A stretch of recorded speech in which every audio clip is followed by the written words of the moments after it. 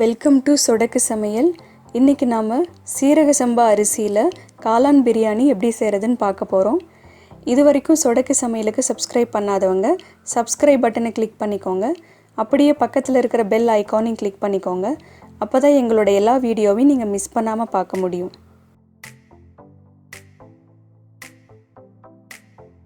காளான் பிரியாணி செய்கிறதுக்கு நான் 200 கிராம் காளான் எடுத்திருக்கேன்.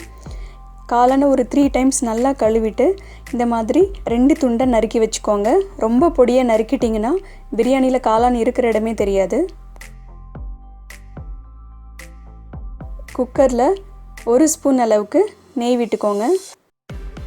2 ஸ்பூன் அளவுக்கு எண்ணெய் ஊற்றிக்கோங்க. ஒரு பிரிஞ்சி இலை, ஒரு பட்டை, 4 கிராம்பு, 2 அன்னாச்சி பூ, 1 ஏலக்காய் சேர்த்துக்கோங்க.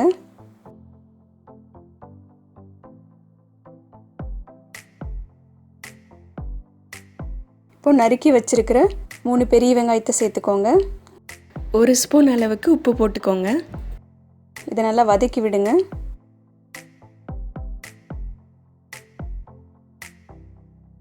வெங்காயம் ஓரளவு வதங்கினதும் 2 ஸ்பூன் அளவுக்கு இஞ்சி பூண்டு பேஸ்ட் சேர்த்துக்கோங்க.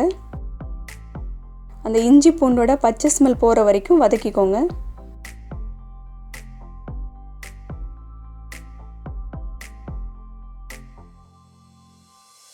இப்போது 4 பச்சை மிளகாய் போட்டுக்கோங்க. ஒரு கைப்பிடி அளவு புதினா, அதே அளவு கொத்தமல்லி இலை சேர்த்துக்கோங்க. இதையும் நல்லா மிக்ஸ் பண்ணி விட்டுருங்க.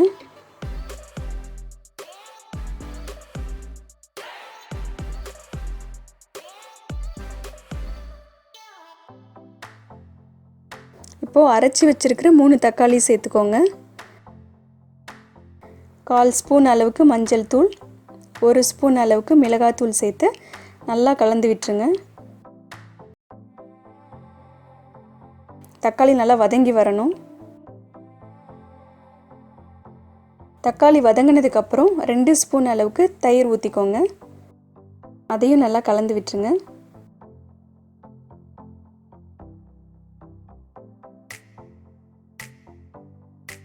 இப்போது நறுக்கி வச்சுருக்கிற காளானை சேர்த்துடலாம்.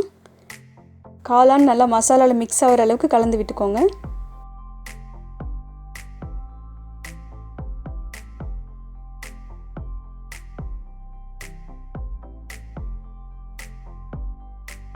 நான் 2 டம்ளர் சீரக சம்பா அரிசி எடுத்திருக்கேன். அதனால் 3 டம்ளர் தண்ணி ஊற்றிக்க போகிறேன். சீரக சம்பா அரிசி 1 டம்ளர்னால் 1.5 டம்ளர் தண்ணி எடுத்துக்கோங்க. அது கரெக்டாக இருக்கும். அரிசி ஊற வைக்கிறது 10 நிமிஷத்துக்கு மேலே ஊற வைக்காதீங்க, இல்லைனா குழஞ்சிரும். இந்த ஸ்டேஜில் உப்பு செக் பண்ணிக்கோங்க. சப்போஸ் கம்மியாக இருந்ததுன்னா சேர்த்துக்கோங்க. இந்த தண்ணி கொதிக்க ஆரம்பித்ததும் ஊற வச்சிருக்கிற அரிசியை சேர்த்துடலாம்.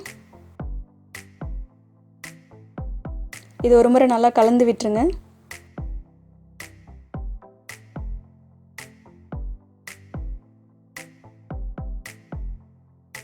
இது ஒரு 2 விசில் வரைக்கும் நல்லா வேகட்டும்.